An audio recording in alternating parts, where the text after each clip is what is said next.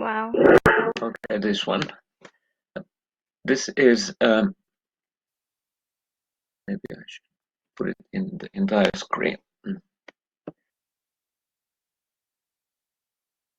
using the right button and scrolling with the mouse to zoom out a little bit, and left button and dragging with the mouse to rotate around the X and Y axis.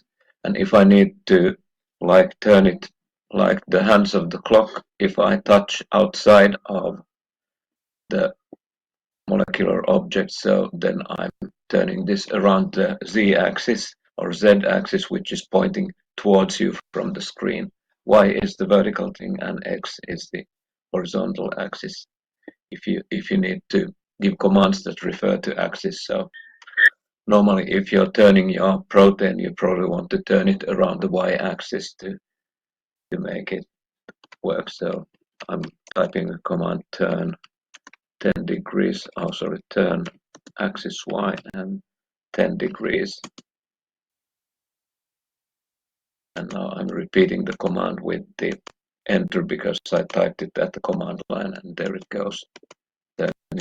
10 degrees at a time around the vertical axis. But the question here was regarding the size of the ribbons. Yes, they are much smaller than the actual space taken by the atoms. We saw some images of space-filling proteins, and they are just fully packed. There might be small cavities big enough for the water which are enclosed inside the protein, and then we may have cavities which are like depressions or pockets reachable from the outside, where we can have like heme binding in hemoglobin or an enzyme having its active site at the bottom of a cavity, so that the substrates, the targets of the enzyme can diffuse in, and then the products can diffuse out. And if you had space-filling objects, so you couldn't really figure out anything. Even here, this is, I think, quite a bit too busy an image. This is a superimposition of a P beta carbonic anhydrase superimposed with a beta carbonic anhydrase dimer, which is derived from an AlphaFold multimer prediction. And what you can see, if you figure out that the different colors are for different molecules, we can have a look at the model panel, which shows us how many objects there are.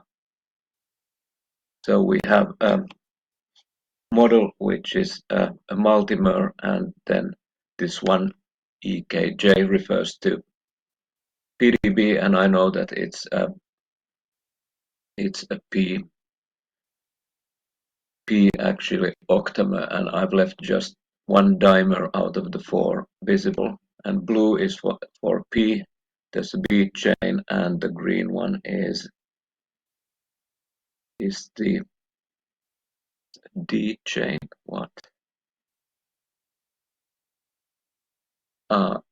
No, sorry, blue is actually for model 0, so it's for the model. And purple is for number 1, that's for P as well. So we have chains C and D for the P, which are here, and then there's chain B for the model and chain A for the model. Now, in this model panel, we have 2 tick boxes. The shown is pretty simple, so now I'm hiding that one, and now this becomes a bit more understandable. But this active is a dangerous thing. We have the active buttons also here at the bottom of the screen. If I choose only one of the models to be active, it means that the other one is unresponsive to the mouse movements. And if I do a rotation with only one model active, so I'm losing their relative orientation. That might be what I want if I want to make a manual placement of the models on the screen space. But usually, as we'll learn tomorrow, so superimposition is the tool you want to use to get a kind of an optimal and calculated form of placing these molecules on top of each other. And let's go to the model panel and show again the P thing. And now we have these very unnatural long things, which after studying some biochemistry, you realize that very few proteins have them. And in AlphaFold, we would predict that they are probably just some random pieces in the end, which couldn't be predicted properly. But actually, they do make sense in the context of the octameric P thing. So these extra pieces are leaning on the shoulder of the next guy here. So let's see if I can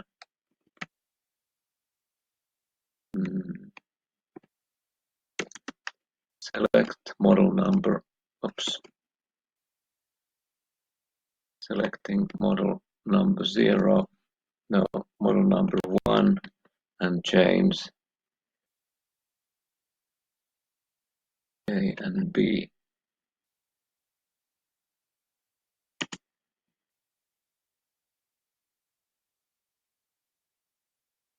I wonder if I selected anything.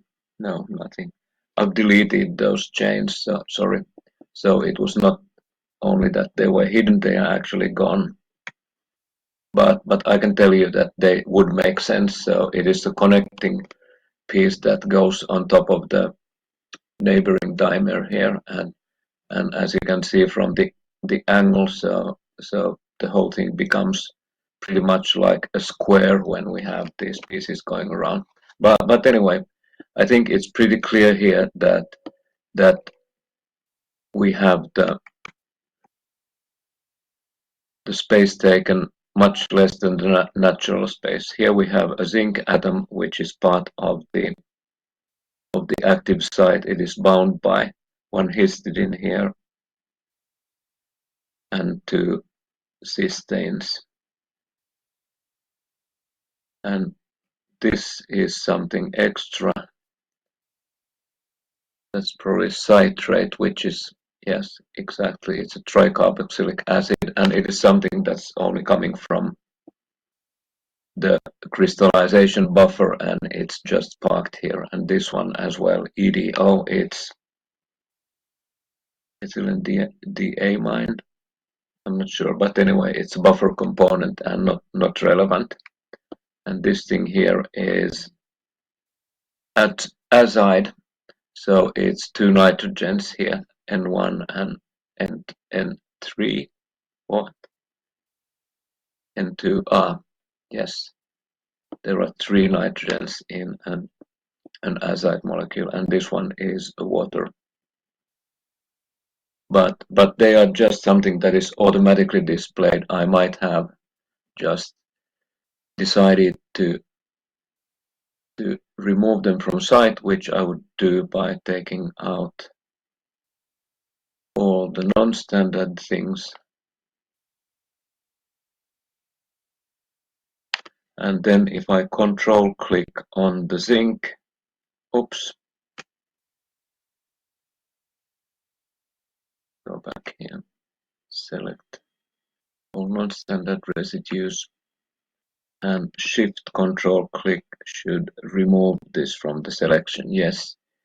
And then the other zinc, you can see that the green line around the zinc is going away.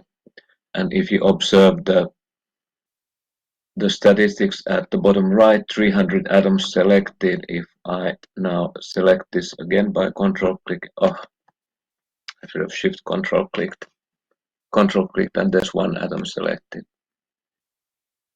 Residue, all non-standard, 302. Now shift control click, remove from selection, add back to selection.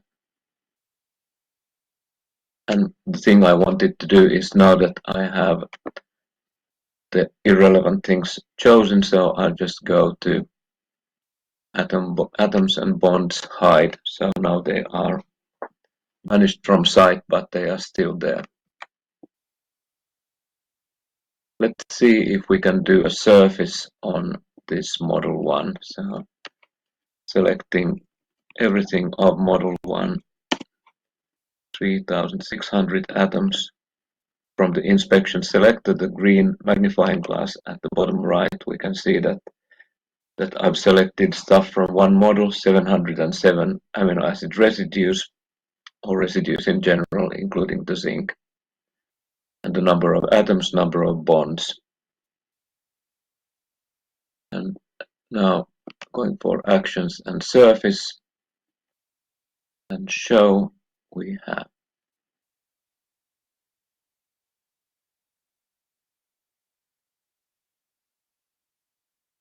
surfacing ions and solvents not yet supported, skipping those. Okay, I'm good with that. And now we got the non-standard things again visible, so let's go for actions, selecting the non-standard,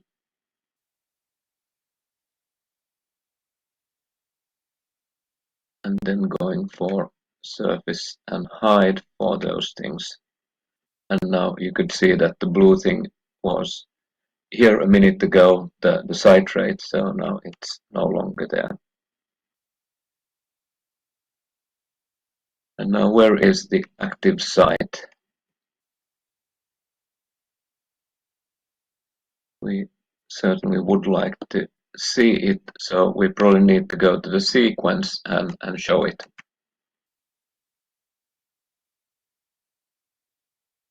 I have sequence here in my favorites, both in the favorites menu and in the toolbar here. Now choosing to show the sequence of just one of the key things. That's enough for me.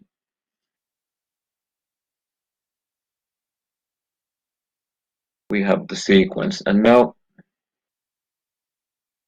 because I'm a carbon anhydrase nerd, I can tell you immediately by looking that this CXDXR is one half of the active site, and then there's an histidine XXC a little bit further upstream, oh sorry, further to the carboxy terminus, which is here. So these are the active site residues, but if we wanted to find them in a more clever way, so we could go for selecting a zone. So we can first select the zinc atom, colon and zinc. There are two atoms, oops, and let's do it for just chain A. No, sorry, these were C and D. One atom selected. And if we go for the documentation, we can look for zones and let's see if zone selection is good. Do that just selection, and there we go.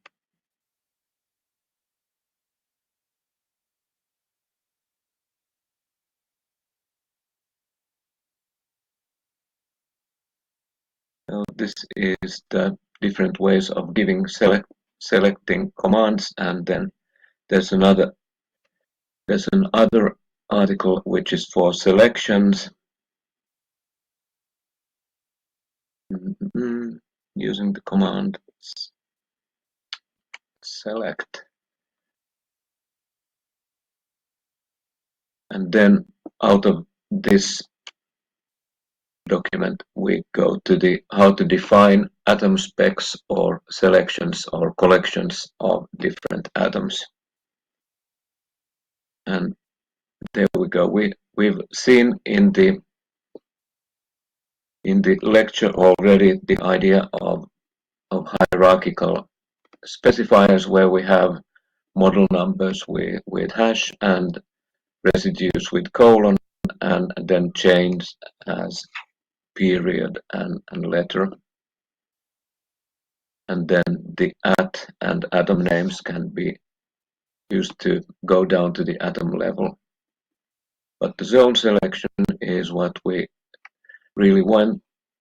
So we can specify a normal atom specification, but if it's followed by ZA, so it will be a zone of atoms which are at the specified distance or within the specified distance of this atom spec. So this would find all the atoms which are less than 10.5 angstroms from the GDP residue, if there is one.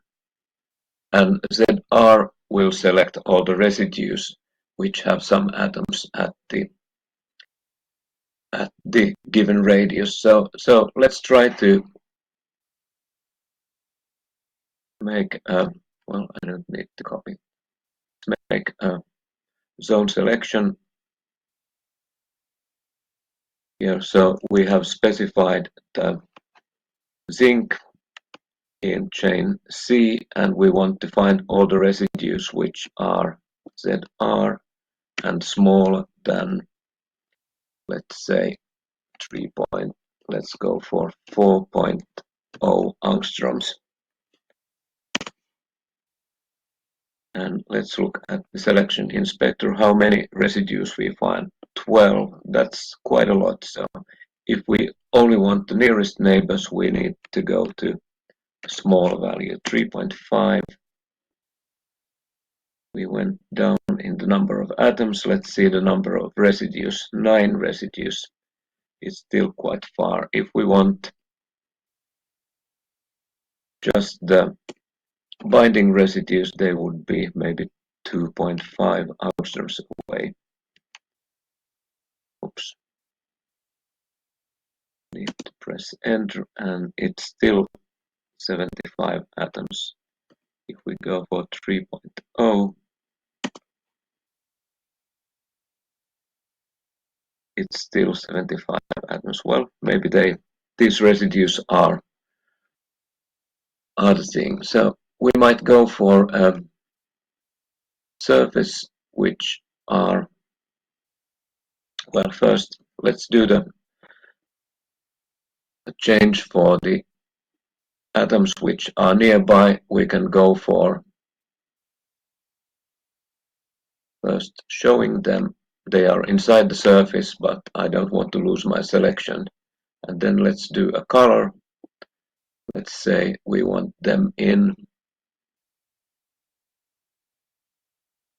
actions, color, or options, or show all colors. Let's do a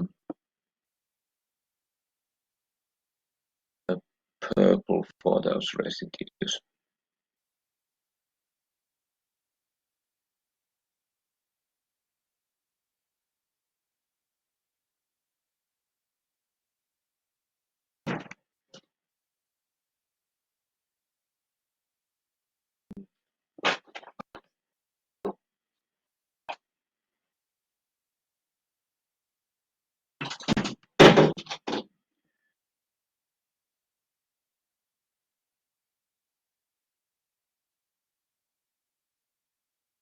Okay, let's go back to the coloring. Actions, color, and well, I think I did the coloring, but they are still inside. So next thing I would be selecting all of model 1 and then going for surface transparency.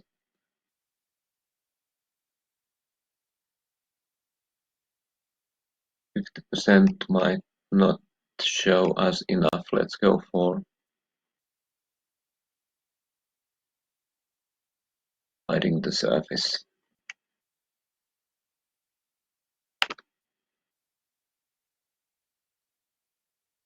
And let's go back to selecting those residues in the zone. If you couldn't see it, but the way to recall the command at the command line is using the up and down arrows. I just use up arrow to get the previous one and then press the enter, and now I have my carefully thought out selection here. And the reason there were more residues is that there's actually a water as well, which is nearby. But the ones which are colored in purple are the binding residues we were interested in seeing. And now when we go back to sequence,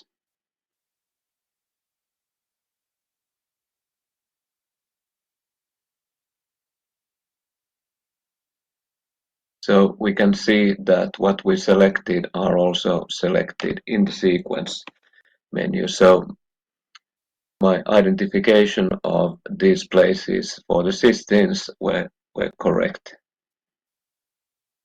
And I also knew that the cysteines and histidines are right in the end of two beta strands. So seeing the secondary structure coloring here, the yellow for alpha helices and green for beta strands. No, doing the other way around.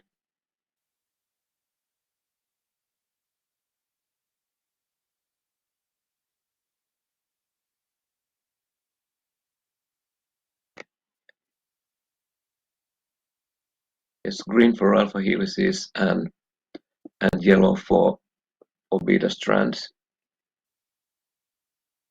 No, green for beta strands. I'm confused because the alpha helices are green in the picture, but that is not related to the sequence coloring.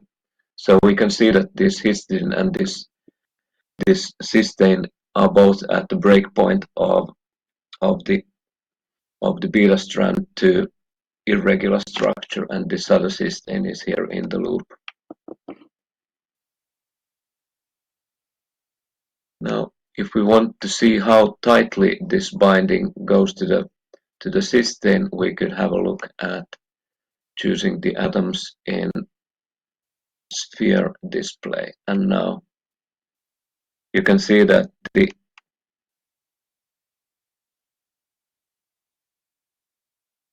zinc atom is almost invisible. If I'm turning it this way, you can see it here.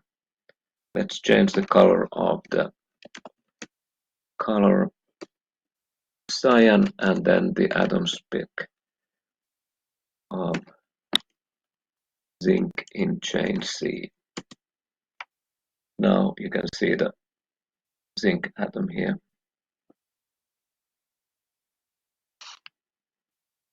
So a very long answer to a short question, showing quite a bit more things than was actually asked for. And the main thing to realize is that we do have displays which are quite a bit smaller than the actual atoms, and you can only see the outer surface when you have the space filling or non-transparent display. Let's see if we can do a surface which would be small enough to show these things. But before that, let me go back to showing them in the stick display.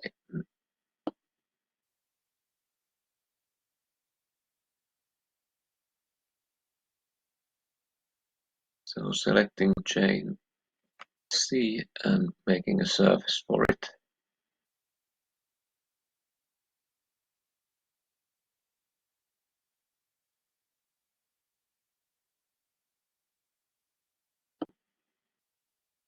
Now that the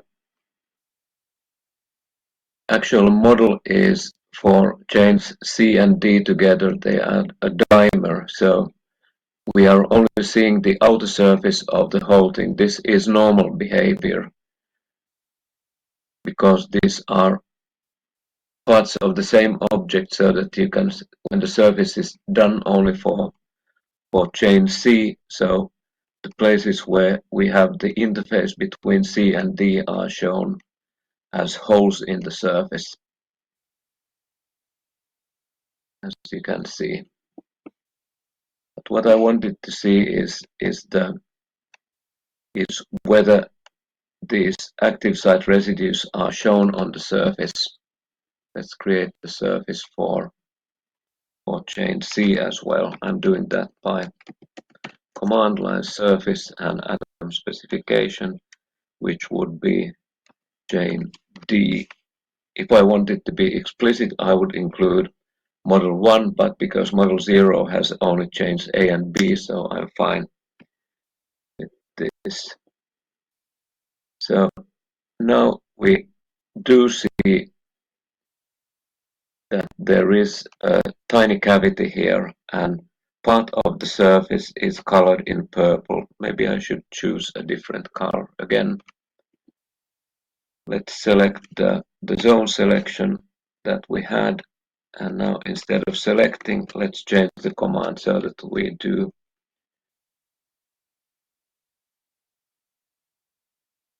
coloring command, color cyan for the whole statement of zone selection. Now, this is a bit more visible. So now we can see that we can reach the active site from the surface, which is what you'd want to believe for an enzyme that is working on external substrates. But a lot of the toolkit seems to be kind of buried, but then again, this is crystallization. Without the substrate, we might have the active site opening up a little bit in a different pH or in the presence of carbon dioxide. And let's change let's see, I need to select again all of model 1 and then go for surface transparency, and 0% transparency is opaque, as you might think, and I selected 50%, so this is quite not very transparent yet. Let's go for 70%. Now this is quite transparent, and then I control click to get the green selection lines out. Now we do see the stuff which is inside, but the visibility of the surface itself is becoming less clear. This is like a Medusa maybe floating in the ocean, quite transparent. Let's go for surface transparency 60. Maybe 60 is a sweet spot, so that now we see the residues, we see the zinc, which is now also cyan, and it is, this here is tiny. It's really tiny. No, sorry, these are waters. Where's the zinc? Yeah, that's the zinc, yeah, and that one is the water.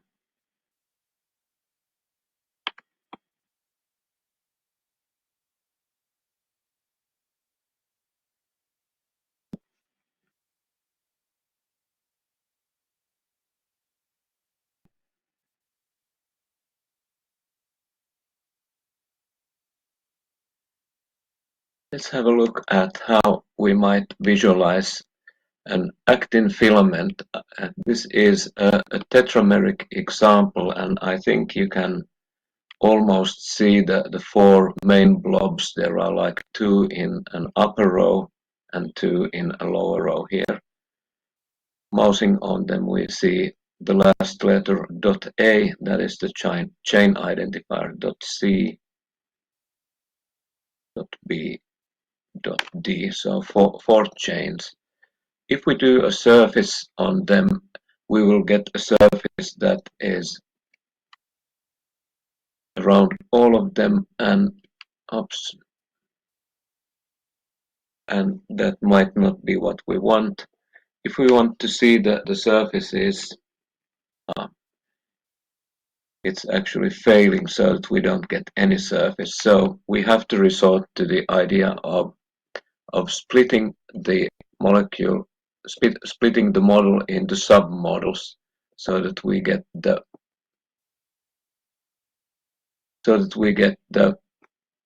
whole four-chain model into four submodels, one chain per model. So this is now number 0, so we'll go for split model 0. And we can see a text here telling that 6DJM into 4 models. And the model panel will now show us models 0.1 to 0.3. And now let's see if the surface commands work. Now just surface one of them.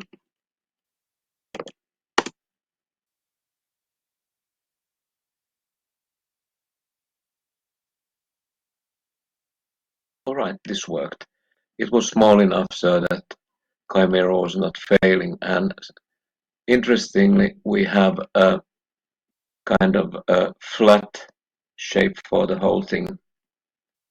What if we want to do coloring? So we could choose different colors. So let's do a hot pink for 0.1.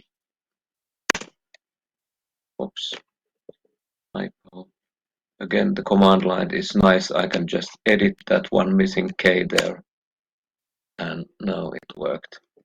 And now just editing 0.2 there and another color name.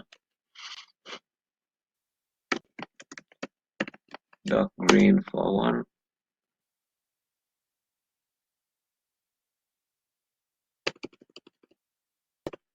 And what else we could do?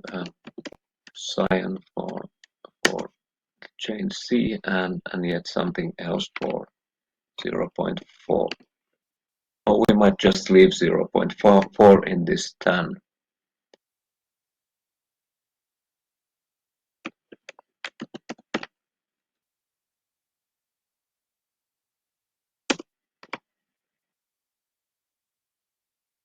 Now, if we don't specify anything for a command we give in a command line, it will take all the applicable objects. So this will be doing surface for everything, or surfaces for all models. If we want to have just one, so you saw the example of giving the command of surface model 0.1. And when we create surfaces, they are also listed as objects for models. So we can see that we have even ligand surfaces. But if we try to use the shown tick marks here, so this is a nice way of showing and hiding individual surfaces.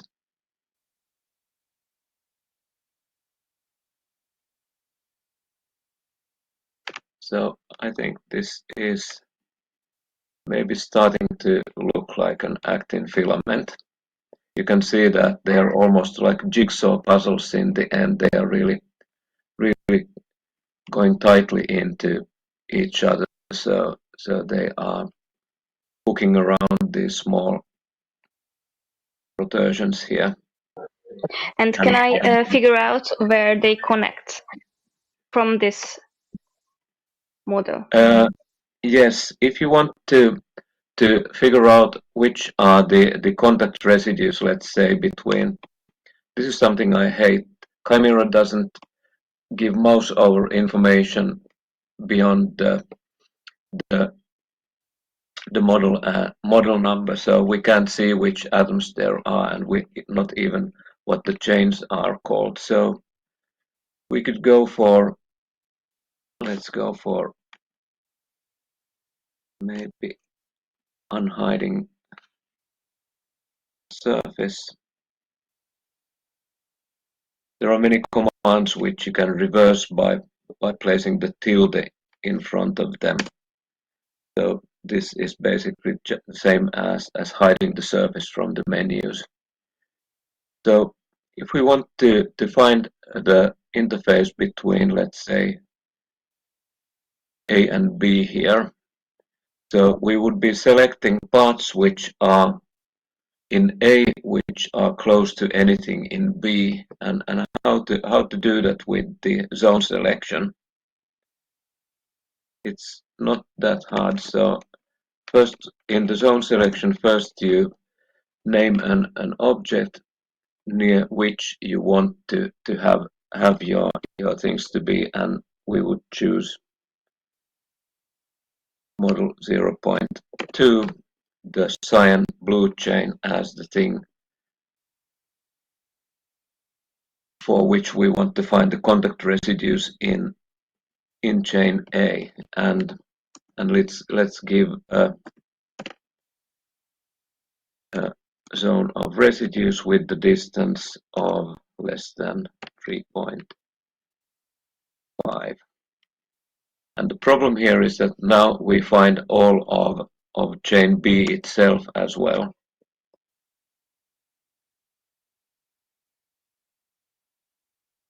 And we also get, oops, we needed to use chain C.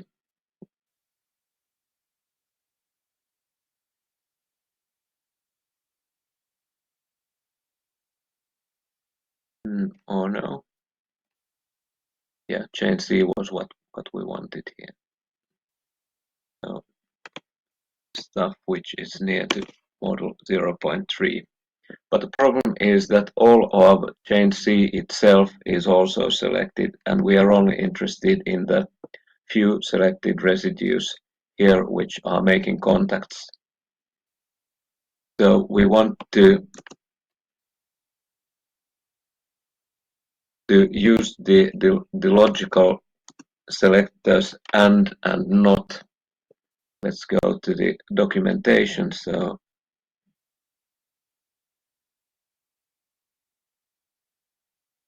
we can go for the atom specs. Oops. Selections.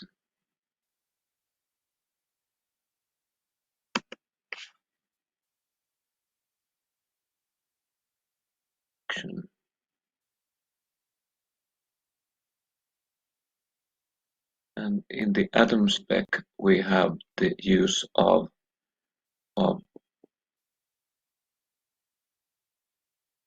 and or. And is the et symbol or the ampersand, or is the pipe or the vertical line. There's a lot of stuff you can do, like using secondary structures for selections as well. But here we have combinations. So et for intersection and then we have tilde for negation, not. So we want to have all the atoms that are in proximity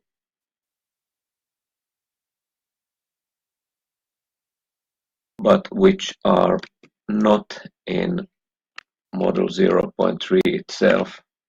So I hope this will be. But yes. So the selections went away from here, and we still have some contact residues which are here in chain 0.4. So we can go for yet another thing. So we could choose to only find the parts which are in submodel 0.1. So atoms which are within the distance of 3.5 from model 0.3 and are part of 0.1. So this should give us what we need, yes. So we no longer have selections here in chains 4 or 2, nothing in 3, only the contact residues here. And we might want to show these contact residues. And then if we want to reverse the situation, so let's go for contact residues of 0.1, which are in model 0.3.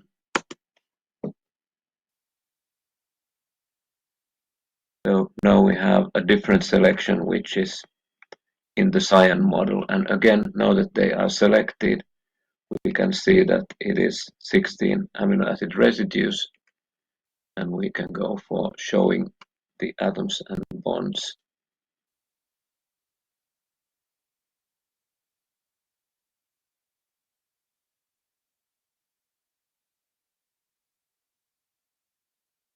So Wow, thank you. It's really, really exciting and useful as well. there's yet another thing, and I think I could show it, maybe repeat it later, but there is also a thing for clashes and contacts which is using more flexible, it's using more flexible thresholds. Here we just took a random limit of 3.5. We might do other things like denying contacts which are between main chain atoms and side chains and only take side chain contacts. If we look at the atom spec things, so there are some built-in things like side chain and is helix and protein and DNA are also ready-made things. So protein, nucleic acid work, helix strand coil, and side chain, etc. But let's see. Let's do this with the clashes. So let's select all and let's lose the atoms bonds display. Control click outside, we have the selection gone, and we find the clashes in the tools. Structure analysis, find clashes and contacts. I do that so often that I have the clashes and contacts here. I think it's here. Yes, so I made it a quick analysis. And now there are many ways of checking clashes and contacts. First, there is choosing the distances. There's one set for clashes and the other one for contacts. I'm not going to explain how these work, but we go for contacts. Clashes are like mistakes, so that the atoms are too close to each other. And then we can do contacts against, for contacts between the selected atom set, or contacts against all other, or contacts against a second set of designated atoms. So we want to go for first selecting just one model, 0.1, and going back to the clashes, we press the designate button, so we are finding contacts of model 0.1 against a second set. And now let's go for 0.3, select 0.3, and designate the selection as second set. And again, we see second set and some number of atoms here. And now, how to deal with this? We can color the contact residues in, or contact atoms in green, and we can choose that if the endpoint atom is hidden, show the endpoint residue. This is a way to make them visible in one go. And pseudobonds are just dashed lines which are showing the contacts. So let's go for OK. This takes a while. No contacts. What?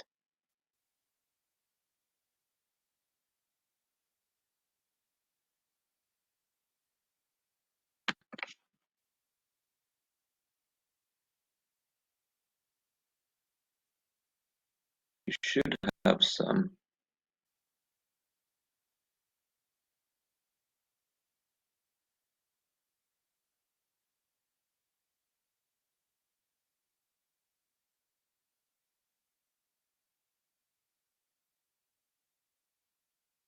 And still no contacts. Well, this didn't work. Maybe the contacts are not that close that it would have worked.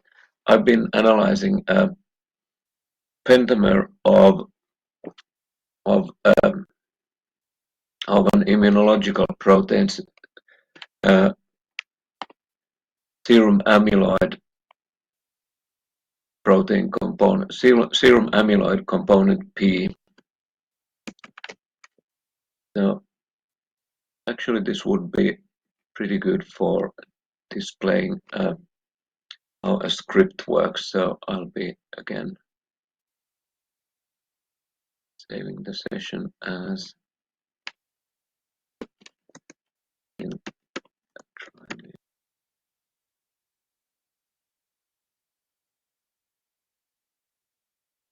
And by the way, it would seem that this was a tetramer, not a trimer. Well, never mind. So I have a script here which is called something contacts.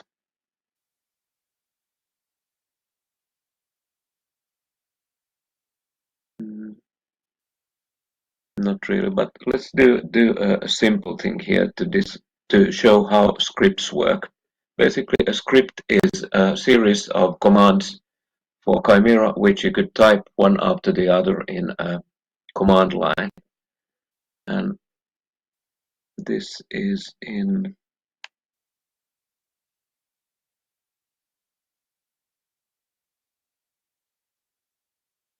still there. And let's see how it worked.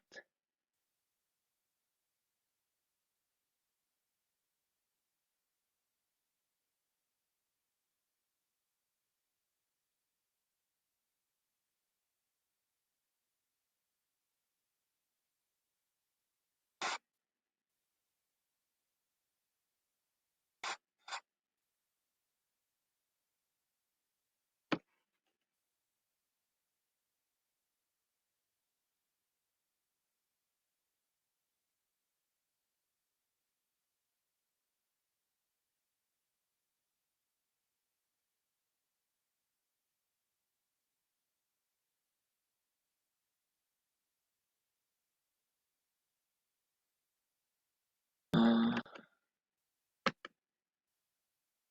check again. Press the lightning and see where it was hidden.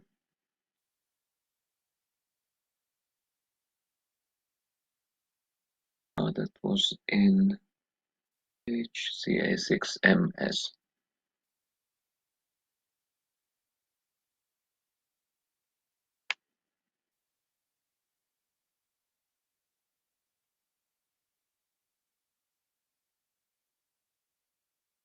Okay.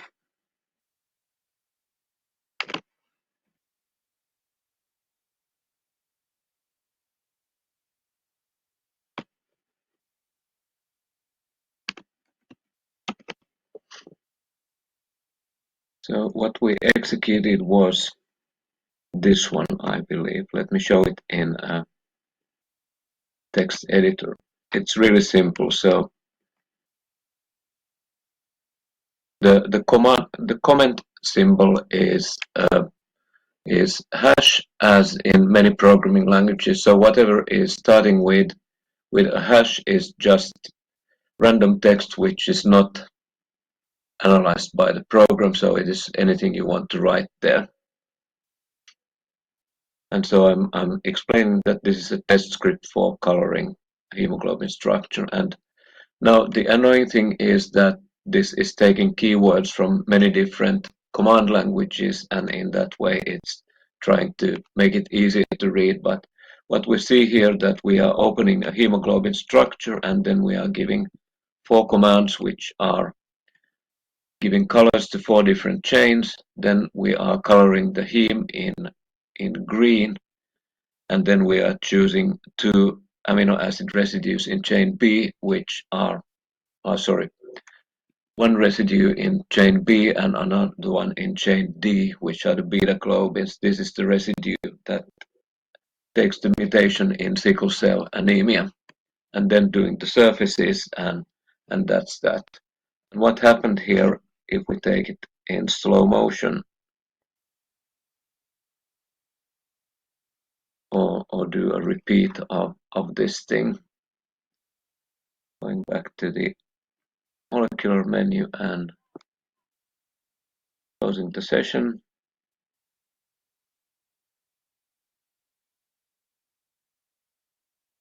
And HB color command, it's right here, the last one opened. We could even do this by opening, trying to find only the command files, but this is really awkward trying to navigate in your folders with this. And that's something that Chimera X does better. It has the regular Windows-like menus for that. But now that we've seen what was inside the script, you can see it happening in front of your eyes. Opening, coloring the hemes, creating the surfaces, and then doing the gray coloring on 2 residues. So we can see that there's one in the pink one, and then there's another one here in the light pink one, or light purple one. So that's saving a lot of work if you have different versions of similar proteins. You can just change the open command and rerun the same kind of a coloring and same kind of changing of display. You might have chosen to split everything. So how about doing a splitting 2D and 2 into 4 models? Action surface hide and action surface show. Now the surfaces will be recreated with the borders between the subunits A to D becoming visible. Again with some errors there, but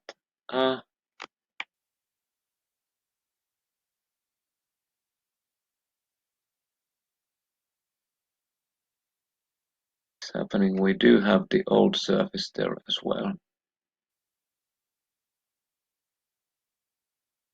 Oh yeah.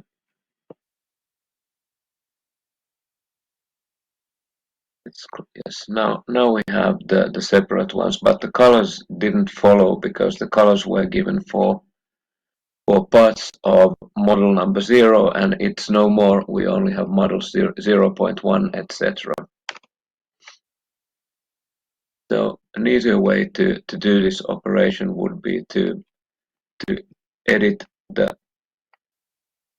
command file instead. So the chain names are still the same. So if we do the split here as the second thing, now the colors will be given to model 0.1, etc. And then the the surfaces would be created for all. Let's see how this works. I go to my editor and I save this file, and this is a very quick way of developing your scripts. You can just click on the same thing again and it will be rerun in the different form that was edited. Coloring as before. Let's see how the surfaces are created. Closing the error message of surfaces not. Oops. Now this worked as we expected. We have 4 chains which are separate from each other so that we can actually zoom into the interface and see how they are going quite snugly along the surface of the neighbor. And now that we have separate models, so again, if we hide one of the surfaces, so now we can see the other surfaces as they are against this one naked subunit.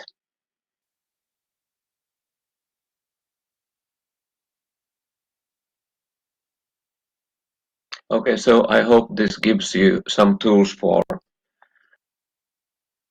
seeing your contact residues and analyzing the binding of acting subunits.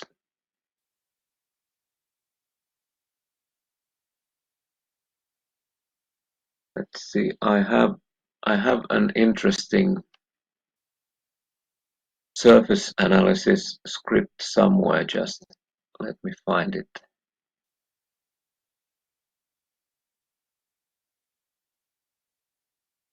Okay, it was on my desktop. Let's open it with editor. This is a bit more complicated, but again, not so very complicated. I'm opening a model, I'm deleting all water residues, then I'm making a turn, which I had tested previously, that it gives me a nice view, and focusing is bringing it to fill the screen quite properly. And then I'm applying a predefined coloring preset, interactive 1, color by hetero, which is making the nitrogens and oxygens into blue and red. And then find clash is the command for finding clashing atoms or contacting atoms. Developing this one line took me about 2 hours reading the manual and getting it right. And then I'm calling the selected atoms as interface atoms, broadening the selection into whole residues by select up, and then calling that selection as the interface, and then selecting the interface and only the ones in subunit A, that's interface residues A, and the same for chain B, interface residues B. Then some coloring for the interface residues, transparency, spheres, focusing on just the interface, and creating surfaces for the interface. And I had done this for the other pairs of chains B, C, C, D, D, E, as you can see. And let's see how this works. So going for my desktop.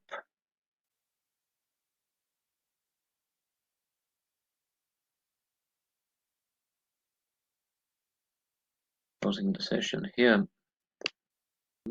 Going for file, open, and see where we find my desktop. This is such an awkward way of managing folders. So my my user ID and desktop. There we go. And file type of Chimera commands, com or cmd. Now, there we go. This is the thing we were looking at. And clicking open, we should see the action of opening the model, turning it 90 degrees, coloring, and then doing the surface and displaying the result.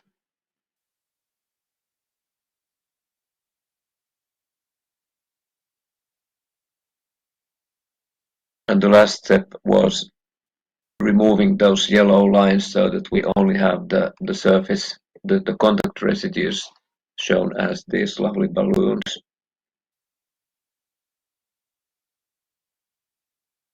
So a little bit about the contacts using the clashes and contacts tools, but this seemed not applicable in the case of at least that interface between the actins. Or maybe I had the parameters wrong so that the distances were not what they were supposed to be. But this does work in the case of this SAP, the lovely pentagonal thing. And now that we have focused on the interface, the center of rotation is in the middle of the selection. We might do a focus all. There we go. Now we have the center of rotation in the middle of the model.